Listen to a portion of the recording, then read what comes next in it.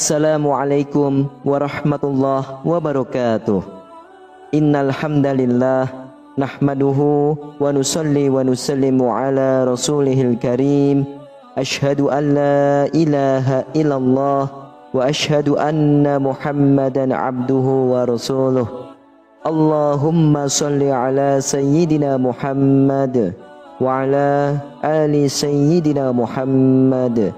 Amma ba'd. Alhamdulillah sahabat beriman, jika video ini muncul di berandamu, ini adalah petunjuk dari Allah kepadamu. Setidaknya sempatkanlah menulis sholawat kepada Nabi Muhammad SAW di kolom komentar. Insya Allah bisa menjadi bukti kecintaan kita untuk mendapatkan syafaat kelak di akhirat. Amin, Allahumma amin. Sahabat beriman yang dirahmati Allah Subhanahu wa Ta'ala, salat merupakan ibadah yang wajib seorang muslim. Seluruh ulama sepakat bahwa amalan yang pertama kali dihisab adalah salat. Jika baik salatnya, maka baik pula seluruh amalannya.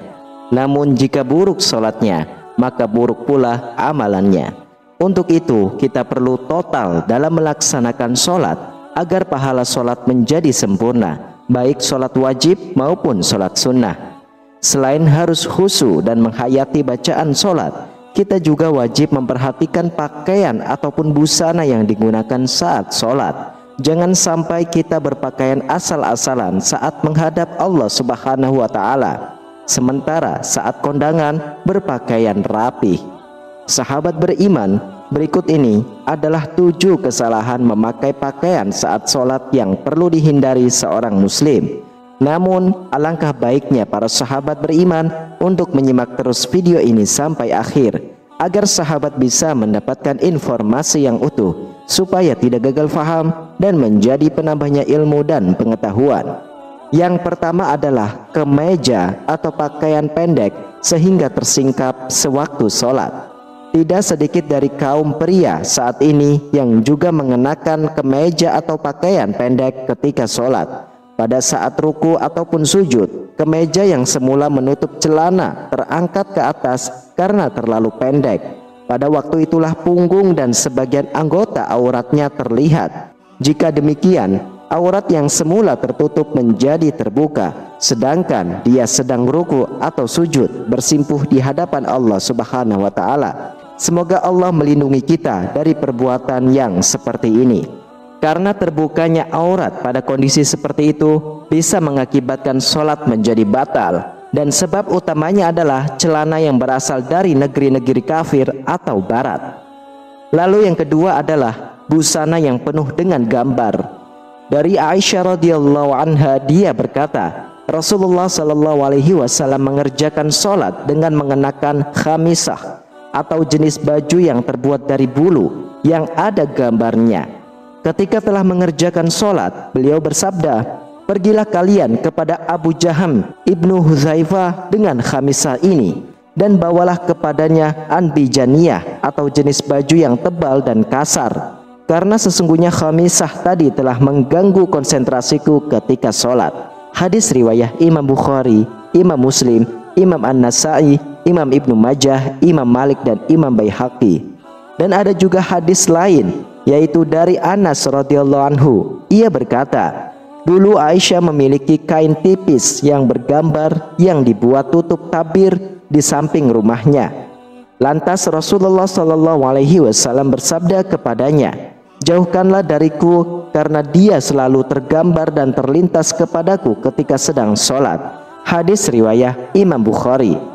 Al-Qastalani berkata bahwa jika gambar yang ada di hadapannya bisa mengganggu konsentrasi orang yang sedang sholat, lebih-lebih lagi apabila gambar itu berada di pakaian saat sholat. Irsyad Al-Sari. Lalu yang ketiga adalah menyingsingkan lengan baju dan mengikat rambut. Di antara kesalahan-kesalahan yang diperbuat ketika sholat adalah menyingsingkan lengan baju ketika akan memulai sholat. Dari Ibnu Abbas radhiyallahu anhu, dia berkata, Rasulullah SAW bersabda, aku diperintahkan untuk sujud di atas 7 anggota badan dan dilarang menjadikan satu baju atau menyingsingkannya dan rambut menjalinnya. Hadis riwayah Imam Muslim, Imam Nasa'i, dan Imam Ibnu Majah. Lalu yang keempat adalah sholat memakai sepotong baju. Allah Subhanahu wa Ta'ala berfirman, "Hai anak Adam, pakailah pakaianmu yang indah di setiap memasuki masjid." Quran Surah Al-A'raf ayat 31. Yang dimaksud kata al-masjid dalam ayat ini adalah sholat. Dalam sebuah hadis, yaitu dari Abu Hurairah radhiyallahu anhu, dia berkata, seorang laki-laki berdiri menghadap Nabi SAW. Lantas dia bertanya kepada beliau mengenai sholat dengan hanya mengenakan satu potong baju. Rasulullah SAW bersabda, "Apakah berat untuk masing-masing kalian mencari 2 potong busana?" Hadis riwayah Imam Bukhari. Ibnu Abdul Bar berkata dalam kitab Al-Tamhid, sesungguhnya para ulama ahli ilmu merasa malu untuk memakai sepotong busana saja ketika melakukan sholat. Mereka selalu merias diri dengan cara memakai baju terbaik yang mereka miliki, memakai parfum, dan menggunakan siwak. Lalu yang kelima adalah sarung atau celana yang melewati mata kaki ataupun isbal bagi laki-laki. Isbal menurut istilah adalah melabuhkan pakaian dan membiarkannya hingga melewati batas yang ditetapkan oleh syariat Islam, baik karena sombong maupun tidak sombong. Dari Abu Hurairah radhiyallahu anhu, ia berkata, tatkala ada seorang laki-laki sholat mengenakan sarung yang menutupi mata kakinya, Nabi menyuruh dia pergi agar berwudu. Orang itu pergi untuk berwudu lalu datang. Beliau menyuruhnya pergi lagi. Ada seorang laki-laki bertanya, "Wahai Rasulullah, mengapa engkau memerintahkan dia berwudu lagi?" Beliau berpaling lalu berkata, "Orang itu sholat tetapi sarungnya menutupi mata kakinya. Sesungguhnya Allah tidak menerima sholat seorang laki-laki yang isbal atau sarung ataupun celananya menutupi mata kakinya." Hadis riwayah Imam Abu Daud, Imam Ahmad, dan Imam Nasa'i. Dan Imam Nawawi berkata, sanadnya sahih menurut kriteria Imam Muslim. Adapun mengenai sholat dalam keadaan demikian, maka para ulama telah berbeda pendapat dalam hal ini. Ada yang menganggap sholatnya tidak sah, dan ada pula yang telah menganggapnya sah. Namun ada sebuah hadis sahih yang berasal dari Ibnu Mas'ud yang selayaknya diketahui oleh mereka yang sholat dalam keadaan seperti ini agar mereka lebih berhati-hati. Lalu yang keenam adalah baju ketat yang menggambarkan lekuk tubuhnya.